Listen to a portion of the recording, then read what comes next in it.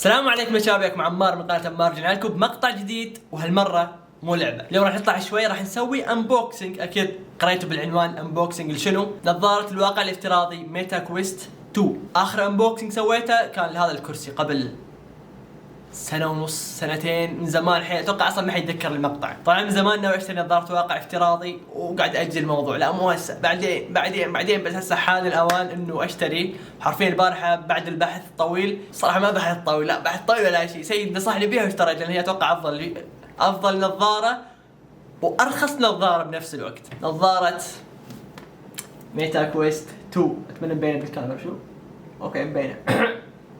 هاي النظارة شاب، اللي يميز هاي النظارة ان سعرها رخيص وانها ستاند الون. يعني شنو؟ يعني ما يحتاج تربطها ببي سي حتى تلعب لعبة، لا هي بيها معالج، بيها كرت شاشة، بس تلبس النظارة وتلعب بدون لا سلك ولا اي شيء. تقدر تلعبها منها وفيها بدون بي سي، بس بيها متجر خاص والعاب غالية ما اعرف شنو. وانا يعني كعراقي يعني لازم القى طرق اني اشتري اشياء رخيصة، عرفتوا؟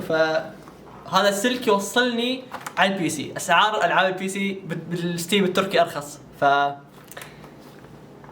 شباب مو هذا السبب الرئيسي. العاب البي سي في ار جودتها تكون احلى بكثير، فلهذا السبب اشتريت هذا السلك اللي يبعد 5 امتار حتى اربطه بالبي سي واستمتع واني العب. صراحه اللي جاي يدورون ميزات وما اعرف شنو، انا ما اعرف كل شيء الميزات، يعني بها اشياء بسيطه اللي اعرفها. انه النظاره نفسها فيها 4 كاميرات، 2 فوق و2 قدام، حتى تتبع حركه اليدين. ما تحتاج تحط كاميرات داخل الغرفه فوق بالزاويه ما اعرف وين حتى تتبع، لا نظارة فيها كاميرات تتبع. فخلينا نقول بسم الله ونبلش انبوكسنج. شباب حطوا لنا لايك. شباب نسيت ما شوفتكم النظارة، شكل الكرتون من ورا، ما اتوقع مهم يعني، بس حاطين بعض الالعاب وكلام مو مهم. خلينا نقول بسم الله ونبلش نفتح الكيس. طبعا اكو شيء هنا غريب. ها القلم، لا تجيب سكين ولا تتعب نفسك، حمر بالقلم. ايوه كسرت. اخرب الكرتون بهالطريقه يا اخي، انا عندي سوله جنب كراتين ما اريد اخربه، ارجوك. ايوه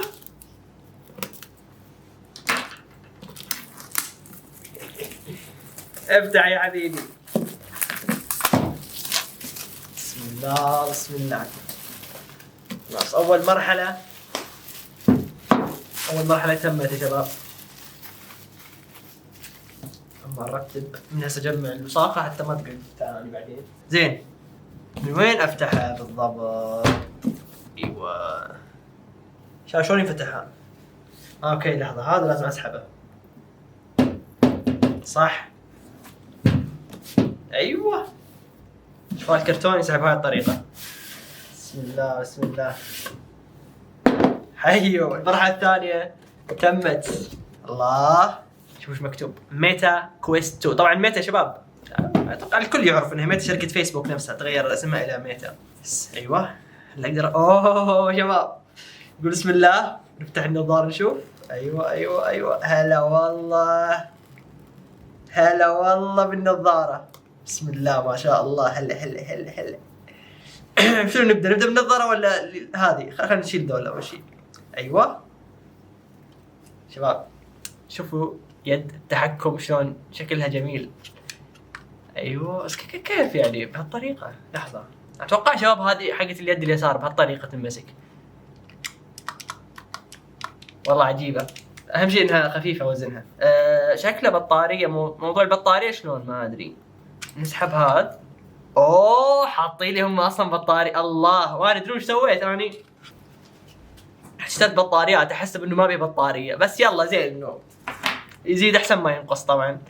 خلينا نرجع هذا مكانه. هذا لما اشيله خلاص يبدا ينطي اشياء، ينطي كهرباء، عرفتوا؟ ما يحتاج اشيله هسه. حلو رجعناه. هذه اول وحده دان. الثاني هذا اللي حقت اليد اليمين بهالطريقه. طبعا في زر هنا. اخي الاضاءه بليز تحبي على نفسك اكثر. في هذا الزر وفي زر اخر هنا، وهذه الازرار اللي بالنص. نجي هسه للمهم شباب، اللي حرفيا مهم، النظاره نفسها. طبعا الاغلب يقول انه هاي النظاره وزنها حيل خفيف، هذه واحده من الميزات مالتها. فخلينا نقول بسم الله ونرفعها نشوف هل هي فعلا خفيفه ولا سيد قاعد ينصب علينا. ايوه ماي جاد شباب ريشه ما شاء الله ما شاء الله. طيب هاي النظاره يا شباب، اكو شيء هنا اوكي ما اعرف شنو هذا، خلينا نخليه بعدين. وهذا للي يلبس نظارات يحتاج يحط هذه بالنظاره. على كل حال خليه مو هسه، بعدين. ايوه ارمي. هلا بالنظاره. شوف هاي الكاميرات اللي هنا، واكو كاميرا هنا شوفها من الداخل. الاضاءه يا اخي الاضاءه تعبان. يلا مو مشكله شباب، تحملوا. اكو نقطه هنا، شنو هاي النقطه؟ لحظه اوكي راحت معليش شباب. حرفيا النظاره حيل خفيفه.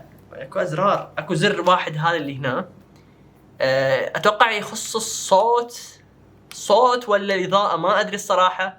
بعدين راح نكتشف هذا الموضوع. يلا هاي النظاره، هذا ينحط هنا اتوقع. وين ينحط هذا يا شباب؟ يتدخل هنا حتى تلبس نظارتك براحتك. يعني اذا عندك قصر نظر او بعد نظر وتلبس نظارات طبيه، هذا الجهاز يفيدك المفروض. مع اني الحمد لله يعني ما احتاجه. طيب اخر قطعه يا شباب، واللي هو هذا اللي هنا. اتوقع انه بيه الشاحنه، ممكن تكون الشاحنه. خلينا نشوف.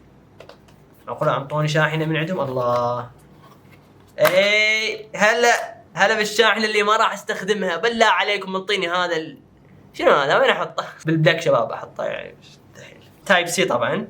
حلو شباب. هذا ما اعرف، الله يعين. راح نشوف لنا حله. هسه نطلع الكرتون الفخم هذا. الله هذه ملحقات النظاره باختصار. ايش رايكم نفتح هذا بعد؟ ما انه انبوكسنج مره واحده. خلينا نفتحه كامل. اصلا هو مفتوح. هلا مفتوح. ايوه المتاجر يولوا. يعطيني واحد مفتوح. يلا مو مشكله، اذا ما اشتغل والله يا رجعه. بسم الله. ايوه ما شاء الله. هلا ايوه. اكو شيء اخر كنا في اشياء. طيب شباب هذا السلك 5 امتار.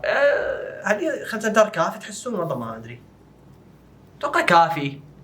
انا ما راح ابعد حيل عن البي سي. طبعا تايب سي موجود هنا. لما نفكه تايب سي يدخل بالنظاره، واذا احتاج اغير هذا اليو اس بي الى تايب سي منطيني قطعه اخرى اللي هي هذه شكلها هنا بيصير تايب سي تو تايب سي. اهم شيء انه هذا يصير بهالطريقه، يصير قماش شباب. هذا ما يتقطع ويا الوقت ان شاء الله. نقول ان شاء الله ما يتقطع. اوكي شباب صراحه اجرب البس النظاره لاول مره، اشوف شلون مريحه ولا لا. بس احتاج اشيل هاي اللزقات اللي هنا.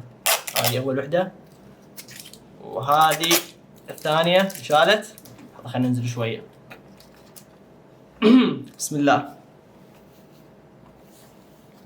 ايوه اوكي شباب انا ما اشوف شيء حاليا. ظلام حالك والله. توجع الخشم. الاغلب يقول انه اصعب شيء لما تشتري نظاره في ار انه اول ما تبدا تلبسها شلون تقدر تتعود عليها. اول ما تلبسها راح تقوم تدوخ، تشد على راسك او تشد على خشمك، تدوس هيك او ما ادري. طبعا هذا الطباع ما راح اعرفه الا بعد ما اجرب ان شاء الله.